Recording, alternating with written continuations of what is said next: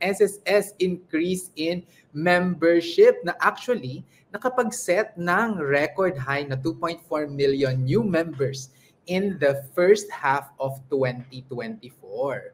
So ang nangyari po dito, no, na-hit yung full target na 2 million as of July pa lang, I think, no, yung nakita natin dyan. Pero yung 2 million na dapat by December, July na target na nila. Kaya congratulations sa SSS for doing a wonderful job. Okay. At 923,000 new members ang last year, ano, for the same period. So ngayon ay nasa 2 million. So more than double yung kanilang achievement, no?